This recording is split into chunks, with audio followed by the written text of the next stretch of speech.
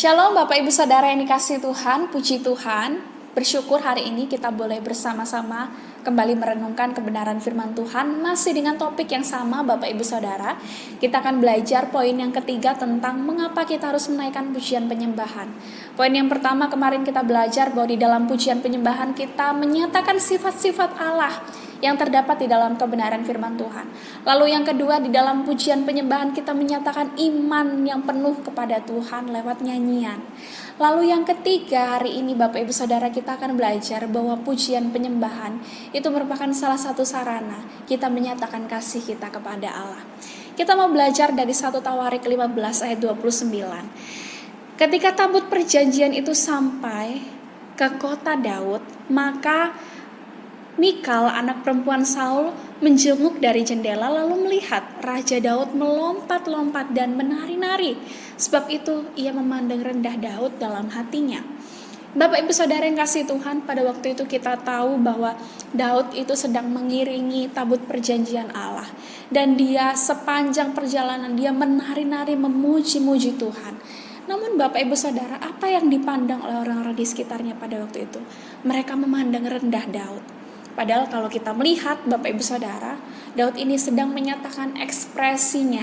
Ekspresi bagaimana dia mengasihi Allah, ekspresi dia mengucap syukur kepada Allah.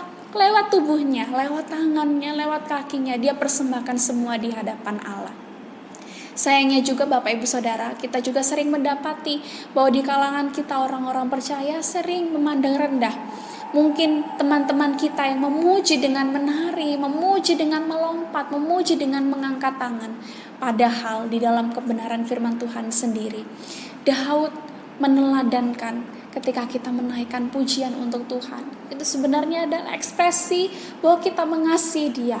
Oleh karena itu kita bisa menggunakan seluruh tubuh kita untuk menyatakan kasih kita kepada Allah.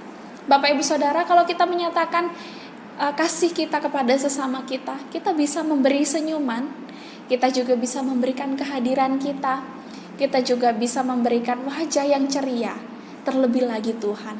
Kalau kita mengasihi Tuhan, maka Bapak Ibu Saudara lewat pujian penyembahan, kita bisa mempersembahkan tangan kita bisa mempersembahkan kaki kita, untuk kita persembahkan di dalam puji-pujian.